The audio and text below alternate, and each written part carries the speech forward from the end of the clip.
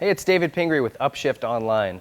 We're here today at KTM. I want to go over some basic suspension setup points with you. So if you have a 500 EXC, a 350, or a 250, everything we're going to talk about today applies. The concepts are all the same between all those bikes. So if you come from a road racing background or you're just not that familiar with how the clickers and knobs work, we're going to kind of go over some of that basic stuff today. All right, we're going to start with the front end of these bikes today. So this is the 48 Explorer fork from WP. It's shared among all the EXC models, and there's two basic settings here. So as far as fork height and the clamps, leave that where it's at. It's on the second line down. That's a pretty standard setting.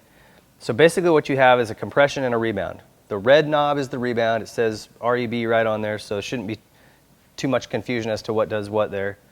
The compression side, basically consider it like a screw that's going in, and as that screw goes in, it closes an orifice and makes the fork feel stiffer. So every click that we turn in, the front of this bike is going to feel a little more firm.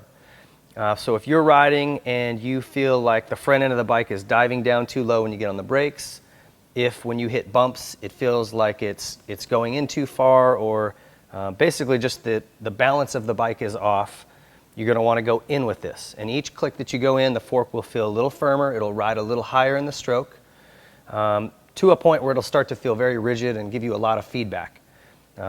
What this knob is great for is you can adjust on the fly that feel. So as you're going, if it feels too firm, like you're getting too much feedback, just back this dial off, one click at a time until you find for you what's a good setting. All right, the other side here, the red knob is for rebound. So if you can't read on there, just remember red's for rebound. The feeling you're going to get here is basically if the front end feels like it's bouncing out too fast. So when you hit a bump, does it feel like it returns and almost springs back up on you? You can dial this in. Again, the same kind of concept where as you close that orifice off, it's going to move slower. So the further in you go on this, the slower that the fork is going to return. So the manufacturer recommendation for settings is 15 on both of these clickers. So that means you go all the way in until they stop going in and back out 15 clicks. That's where these will come stock when you get them. And again, that's a general setting designed to accommodate a very large range of skilled riders, of different weights. So it's going to take some fine tuning to get this thing working the best that it can for you.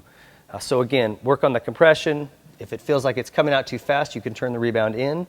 If it feels like it's kind of coming up too slow, and you again go in 2 or 3 or 4 clicks and feel it. That's a good way to, if you're not sure, you don't get much feeling when you make 1 or 2 clicks, make a drastic change and feel it and see if it feels better or worse, and then you can come back to your baseline and go the other direction.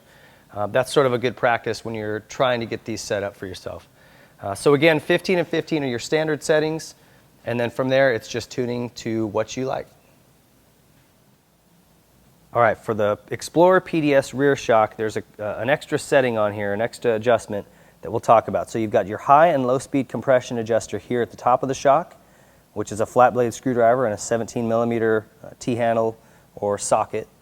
And then down here on the bottom, you've got a rebound adjuster as well. All right, so this is your high and low speed compression adjuster here on the top. Inside the center, this is low speed. So just like the fork, every time that we go in a click, the shock is going to feel firmer. Hitting bumps, going through the stroke, it's going to be just a little more firm feeling. Okay, and then on the outside, this is your 17 mil, this is the high speed. This is going to affect more where the bike rides in the stroke, and they do sort of complement each other, but if you're trying to get the bike to sit a little lower in the rear, one thing you could do is try a quarter turn on this adjuster here. A quarter turn at a time is going to let it ride a little bit higher in the stroke, so it's going to sit a little taller, and it's going to add to that firm feeling when you're on the track or trail. All right, on the bottom of the shock here, we've got our rebound adjuster, and same thing, just like on the fork, if we go in with this, the shock returns up to its upright position slower. You open it up, it's going to move quicker up and down through the stroke. If you get a feeling like when you hit a bump, the back end of the bike wants to pop up and hit you in the seat, that's an indicator you might want to slow this down. Try 1 or 2 clicks at a time. Going in, it's just a flat blade screwdriver. We go in a couple clicks. That's going to slow it down and give it a more settled feeling, like just not as active. All right, so manufacturer's recommendations on this PDF shock are 15 and 15 out, just like we talked about with the fork. So all the way in and then 15 clicks out. And in terms of the high speed here, you want to go all the way in until it stops and then 2 turns out, 2 full revolutions.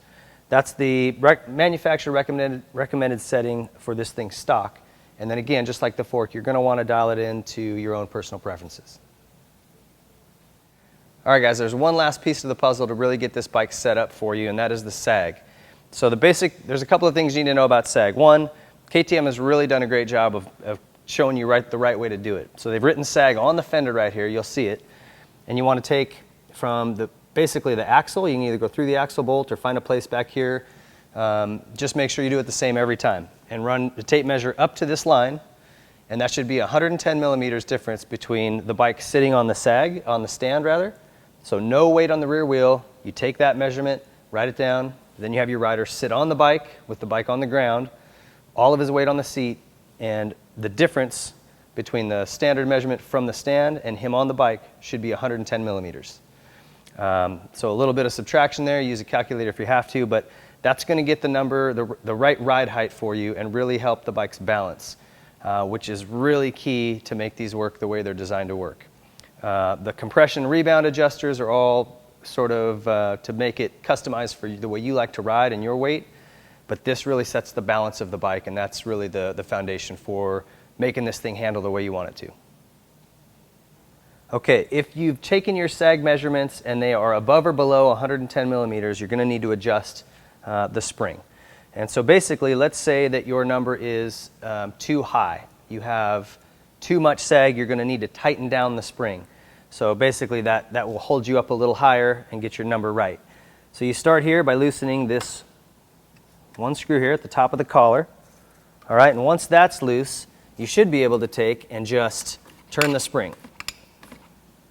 And if you go a turn at a time, half a turn, something like that, you'll kind of start to get a feel for how much it's moving until you can get the right numbers. So you'll retake the sag, keep working on it till you're at 110 millimeters, and then make sure you come back here and tighten this collar back up before you're done. So again, if your number's too low, then you're going to undo the spring, unwind it, so loosen it. And if it's your number's too tall, you're going to tighten it down.